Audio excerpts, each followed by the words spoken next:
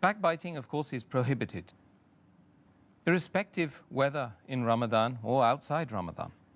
However, would a woman who complains to her husband about her mother-in-law, will she be considered as a person who has backbited?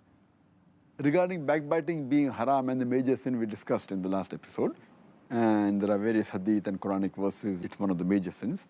But as far as a wife complaining to the husband regarding the mother-in-law, but naturally she is speaking something about the mother-in-law, but the mother-in-law would not like anyone speaking about.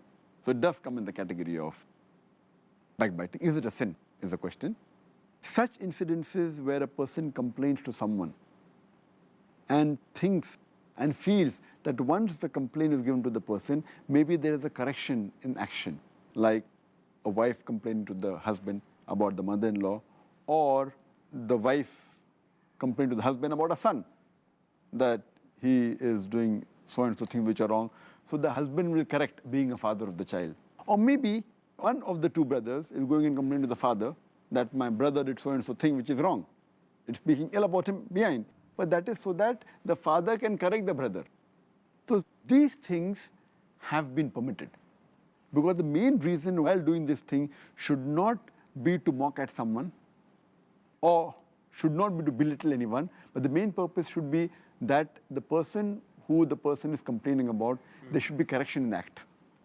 And if you read the commentary of Imam al-Nawawi, as far as the hadith of Sahih Muslim, which we discussed in the last episode, hadith number 6265, in which the Prophet, peace be upon him, he said that, do you know what is backbiting? And the Sahaba said that the messenger knows the best. So the Prophet said that if someone speaks about another person behind the back which you would not like, that's called as backbiting. And the Sahaba asked, what if I'm speaking about the person is true? The Prophet said, then it will be called as backbiting. If it's false, it will be called as slandering. So based on this, the commentary of this hadith, according to Imam al-Nawawi, he said that backbiting, ghibat, in 6 conditions it's permitted. Number 1, he says that if something is told to a ruler of the land or to a judge, complaining against the act of another human being who has done wrong to the person. Maybe he's stolen some wealth from you, taken your property away, or has done injustice to you. So if you go and complain to a ruler or to a judge against another human being, another Muslim, this is permitted because you want the wrong to be undone. So in such cases, ghibat is permitted. Category number 2, that if you complain to someone who you feel that person has an influence on the person who has done an evil act or a sin, and you feel that he will stop doing that evil act, you're permitted. For example, if you know of a friend who's very close to the person who's done an evil act or done a sin, and if you tell him that your friend has done so and so thing, or is drinking alcohol, and you feel that he has an influence on the other person, and he can prevent him from doing the sin, it's permitted to ghibat. So the question regarding the wife complaining to the husband either comes in the first category or the second category. Either it's an injustice done to the wife, or maybe the wife wants to tell the husband that you correct the mother-in-law. It may come in first 2 categories. The remaining 4 categories which Imam al-Nawawi said ghibat can be done. The third is that if you're approaching a mufti or a religious person for some religious advice, so you may say that my father has done so and so act, or my wife has done so and so act, and describe the act, and ask me what should I do.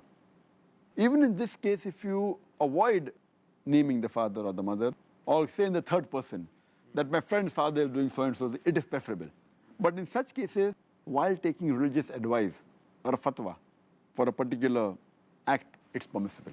The 4th category, which Imam al-Nawawi says that ghibat is permitted, is that when you know of a narrator who is a liar, and if he narrates any hadith, so it becomes incumbent on you to tell the people that he's a liar, or his memory is weak because to protect the Sharia. Or, for example, if someone is selling a slave, and if he knows that there are some bad habits in the slave, or maybe he does adultery, so it's compulsory that the person who's selling it should tell to the buyer that the slave has so and so faults.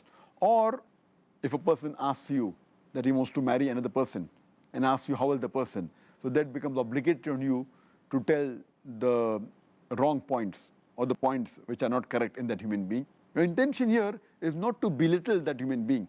Your intention here is not to degrade the person, but your intention is to give the right information, whether for marriage or for business. So in these cases, this is the fourth category where Imam an-Nawawi says that is permitted. As far as the fifth category is concerned, that if you know a person is doing a major sin openly, like he's drinking openly, or if he's cheating openly, or if he's robbing openly, so then you can tell the public at large that this person is a person who cheats, or a person who robs, or a person who does continuously bid'ah, or there is a religious person who you know, who's giving fatwa and you know that he's not a person who's truthful. So here it's permitted that you can speak against the person. And the sixth category is that while identifying a person, if someone asks you for identification, at that time, to identify the person, you may have to use his nickname, which the person may not like. Like you may have to tell that the person who's short, person who's tall.